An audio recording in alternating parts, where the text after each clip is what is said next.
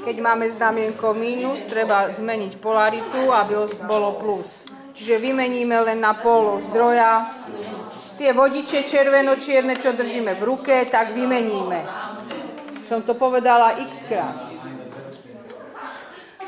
No, darí sa? 1098. No a zaznamenáme všetky hodnoty, zapíšeme, porovnáme. Či už to sú hodnoty prúdu, aj hodnoty napätia. Asi má nejakú trému. 3,7. Napätie už meriate? Áno. Koľko ste zmerali? Najskôr 4,2, teraz 3,07. Dievčatá, darí sa? Prečo nie? Tak prúd musíte zmerať aj napätie, bez problémov.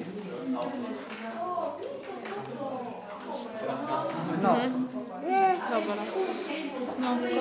No, počkáte, kým sa vám to ustáli a to, čo sa vám najčastejšie tam opakuje, zapíšete, hej? 1,27. Barbara. Nehádame sa, tímová práca, treba sa dohodnúť. Však, Utisko. No, vám to vyšlo všetko, máte zmerané? Hodnoty zapísané, idem to skontrolovať, čo sa usmívaš? 27 tam bolo. Napätie. No, lenže to není v ampéroch, to, čo sme mali. Podľa rozsahu musíte to premeniť. To bolo v miliampéroch, musíme to premeniť.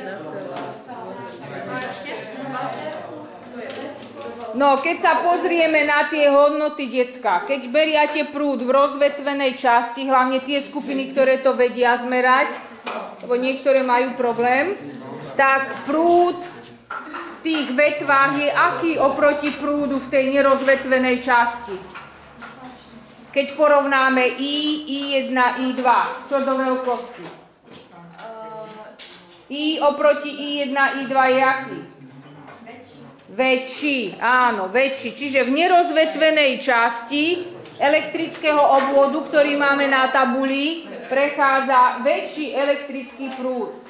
Čo sa týka napätia, čo ste zmerali?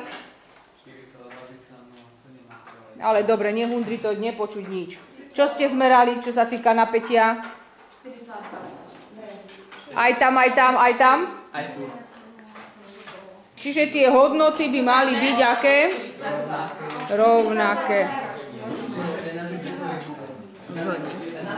Namerané, zapísané, hej?